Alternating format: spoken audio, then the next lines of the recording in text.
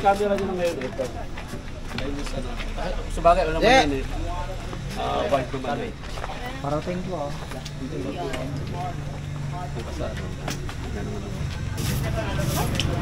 Ay, mahiya ka naman, Jessa. Ikaw na nga may utang ko pagalit.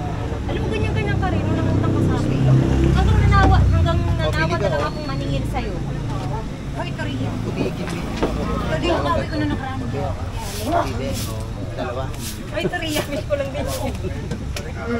5-2? Hoy, Korea. 3-7 pala.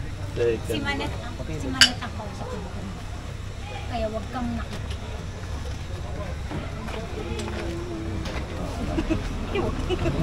Well, next time po is... Ay, hindi ko naman nakukunin yung bayad. Pero kailangan ko na electric car. Oh, kulit mo naman eh. Sinabi lang tsaka ako na ibabalik sa'yo pag nakabili na kami ng bago, di ba? Bakit ba hindi mo maintindihan? Alam mo namang umaasa lang kami sa padala ng anak ko eh.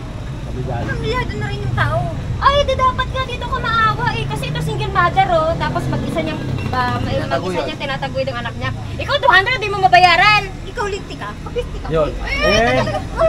Cut. Kan. Tapos balik ka doon. Yung camera ko naman naka-handhold. Ito na yun.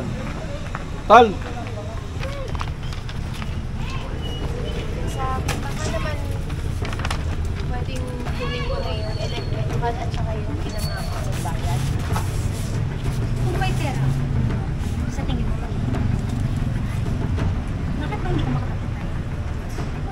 Ano? Atak na. Ay! Aba Jessa, mahiya-hiya ka naman. Ikaw na nga itong may utang, ikaw pagalit. Alam mo, ganyan na ganyan ka rin sa akin na may utang ka. Hoy! Ikaw ah, ikaw na utang lupa. Si Manay, ako sa utang.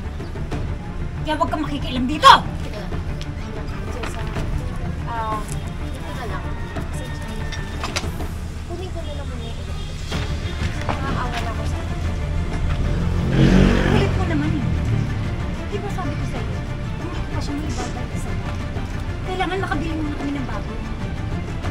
Alam mo naman na umaasa lang kami sa padala ng anak ko.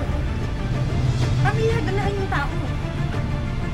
Pwede dapat, dito ka naaawa kasi ito single mother oh. Mag-isang tinataguyod ng anak. Ikaw 200, hindi mo mabayaran. 200 lang yan, Maneka. Ano? Teka lang!